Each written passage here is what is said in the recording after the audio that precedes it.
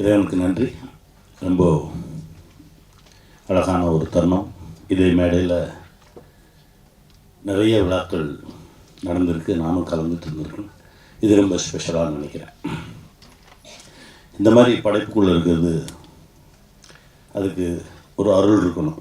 அது இதில் நடித்த எல்லாருக்குமே இருக்குது, வேலை பார்த்த எல்லாருக்குமே இருக்குது. அதனால தான் அது கிடச்சிருக்கு. ஒரு 5 வருஷத்துக்கு முன்னாடி எடிட்டர் லெனின் சார், ஏன்னா ஐயாவுக்கு எனக்கு ஒரு பெரிய ஒரு பிணைப்பு உண்டு.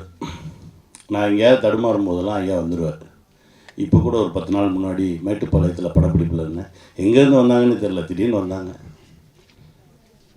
என்ன நல்லா இருக்கீங்களா, வாழ்க வளமுடன் அப்படின்னு சொல்லி என்னை ஆசீர்வாதம் பண்ணிவிட்டு, எங்கேருந்து வந்தீங்க, எப்படி வந்தீங்க அப்படின்னு. இல்லை வந்தேன் அதான் அவனை பார்த்துட்டான்ல, நல்லா பண்ண வேலை அப்படின்னு சொல்லிட்டு கிளம்பி போயிட்டாங்க.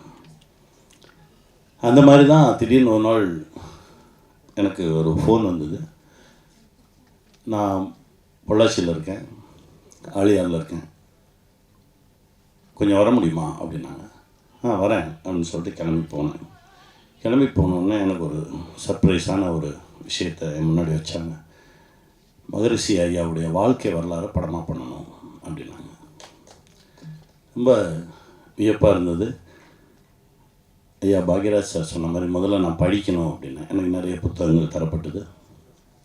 கூடுவஞ்சேரியில் ஆரம்பித்து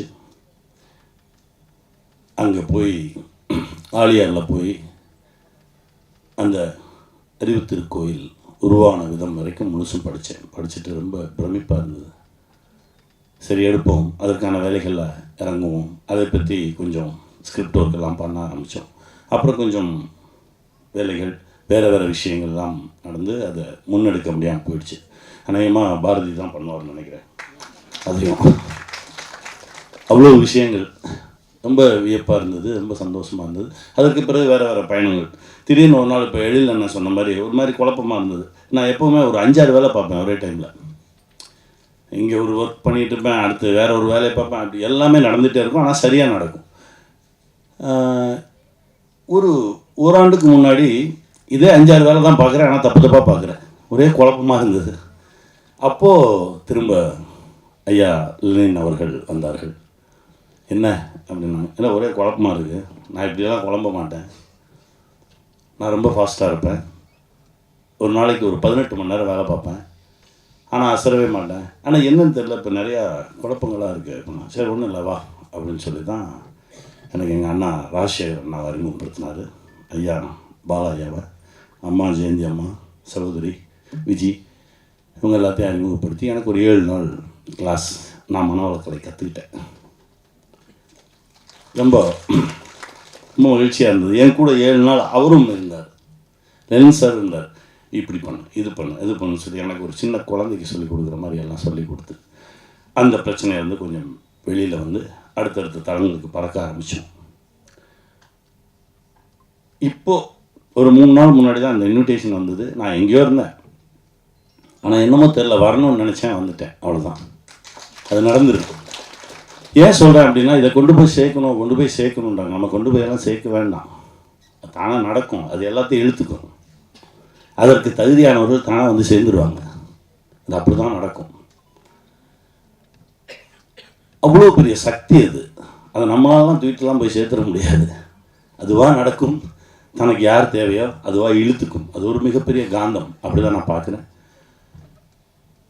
நாளைக்கு நல்லா இருக்கணும், அடுத்த தலைமுறை நல்லா இருக்கணும் அப்படின்னு நினச்சி ஒரு விஷயம் பண்ணியிருக்கோம். இது கண்டிப்பாக இந்த சமுதாயத்திற்கும் அடுத்த தலைமுறைக்குமான ஒரு மிகப்பெரிய ஒரு அருட்கொடையாக இருக்கும்னு நான் நம்புகிறேன். வெல்வோம். ஏன்னா என் குருநாதர் அடிக்கடி சொல்லுவார், நீ நல்லதே செய்ய வேணாம், நல்லது செய்யணும்னு நினை போதும் அப்படிம்பார். அதுவே நம்மளை ரொம்ப சரியாக்கும்னு சொல்லுவார். அந்த மாதிரி ஒரு பெரிய தளத்தில் தான் இப்போ நம்ம நிற்கிறோம். இவ்வளோ நல்ல பேர், நல்லவங்கெல்லாம் சேர்ந்துருக்கோம். இது கண்டிப்பாக ஒரு மிகப்பெரிய இடத்தை நோக்கி பயணிக்கும். இன்னும் பல லட்சம் இல்லை, கோடிக்கணக்கான பேர், தமிழர்கள் மட்டும் இல்லை, இந்த உலகம் முழுவதும். ஏன்னா இப்போ பல பேருக்கு நிறைய குழப்பம். ஃப்ளைட்டு டேக் ஆஃப் ஆகிறதுக்கு முன்னாடியே போய் குத்துது, நடந்து போகிற மாடு எதிரில் வரணும் முட்டுது, நாய் விரட்டி விரட்டி கடிக்குது. ஆமாம், கடல் வந்துட்டுருக்கு. ஒரு 4 மாதத்துக்கு முன்னாடி பார்த்த பீச் ரிசார்ட் இப்போ இல்லை, என்னென்னா உள்ளே போயிடுச்சுன்றாங்க. இன்னொரு 20 ஆண்டுகள் 25 ஆண்டுகள் கழித்து சென்னையில் பாதி இருக்காதுன்றாங்க. மனிதனே வந்து நிறைய காசு வச்சுருக்கான், ஆனால் அவனுக்கு படுத்தா தூக்கம் வர மாட்டேங்குது. பரிதாபமாக இருக்காங்க. காசு பணம் இது யாரையுமே காப்பாற்றாது. இந்த மாதிரி ஒரு சக்தி தான் காப்பாற்றும். இறுக்கி பிடிச்சிக்கணும். வெல்வோம்.